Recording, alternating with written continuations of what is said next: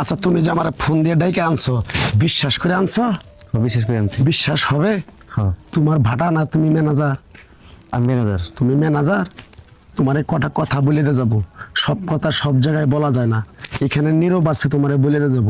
কথা কটা যদি সত্য হয় সত্য বলবি, মিথ্যার আর সই নিবি, আল্লাহর কাছে ঠেকা থাকবি। কথাটা কি কইছি বুঝতে পারছ? বুঝছি। রাগ করলি না। আরেকবার কবি বিসমিল্লাহ। বিসমিল্লাহ। আরেকবার কর সুবহানাল্লাহ। সুবহানাল্লাহ। তুই হিন্দু না মুসলমান? মুসলমান। একবার কর বিসমিল্লাহ। বিসমিল্লাহ। বিসমিল্লাহর বরকত নাই? বরকত আছে। তোর জীবনে অনেক ফারাক কাটতাছে, তোর মায়ের দোয়ায় তুই বাইসে আসত। যে কোনো সময় তুই বড় ধরনের একটা ক্ষতিতে পড়তে পারস।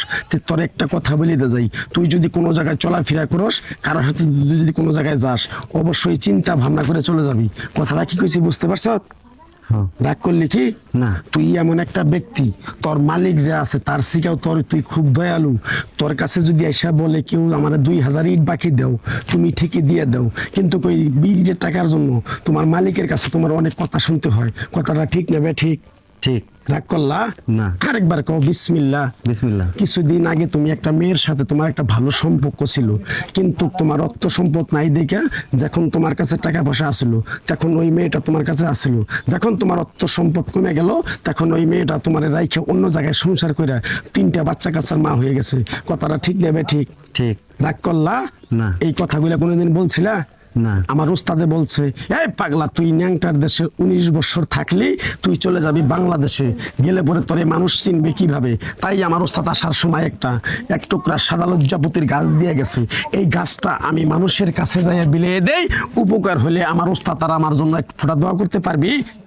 হ্যাঁ। আরেকবার কর বিসমিল্লাহ। বিসমিল্লাহ। আরেকবার কর সুবহানাল্লাহ। সুবহানাল্লাহ। তুই এমন একটা ব্যক্তি যে কয় আইলো তার পিছেই যাস, গেলে পরে তোর হাজার হাজার টাকা ক্ষতি হয়ে যায়। তোর পিছনে কোনো বেটা এসে 10টা টাকা ক্ষতি করে না। কথাটা ঠিক নেবে? ঠিক?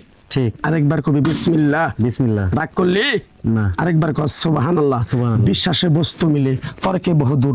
আমার ওস্তাদে বলছে, এই গাছের শিকড়টা তোরে বিশ্বাস করে দিলাম, এই গাছের শিকড়টা দিয়ে যদি কারো কাছে কোনো টাকা পয়সা নিয়ে খাস, তোর নাক মুখ দিয়ে রক্ত ওইটা মারা যেতে পারস। তাই আমি আমার ওস্তাদের কথা মান্য করে এই গাছের তাবিজ কবজ দিয়ে কারো কাছে টাকা পয়সা নিয়ে খাই না। আমি যে পাপি বান্দা, পাপি মুখ দিয়ে কথাগুলো বলছি, সত্য বলছি না মিথ্যা বলছি? সত্য বলছেন। আরেকবার কবি বিসমিল্লাহ। বিসমিল্লাহ। রাগ করলি না। কিরকম আমার কথাগুলো বিশ্বাস করছ?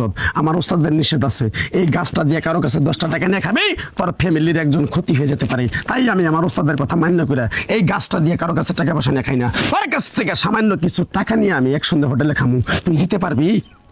হ্যাঁ। পারবি? পারবো। কিরকম আমার কথাগুলো বিশ্বাস করছ? বিসমিল্লাহ বলার সাথে সাথে তুই আমার 920টা টাকা বাড়ি করে দেখাবি, তোর এক টুকরা গাছ দিয়ে যাবো। গাছটা তুই ঠিকভাবে